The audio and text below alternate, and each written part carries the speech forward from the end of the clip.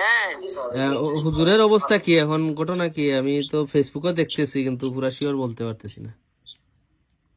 সুফিয়ান ভাই, শায়েখ ইনশাল্লাহ আজকে রাত্রে মুক্তি পাবে, এটা কনফার্ম। আচ্ছা মাশাআল্লাহ। আমি সর্বোচ্চ জায়গায় কথা বলেই বলতেছি, কিন্তু একটু দেরি হবে, মানে গেটের সামনে এত ভিড় হয়েছে, আচ্ছা এই জন্য হয়তো একটু রাত্র করবে। মানে আগের সিদ্ধান্ত ছিল 8:30টায়, এই যে আপনি যখন কথা বলতেছেন ঠিক এই সময়টাই সিদ্ধান্ত ছিল।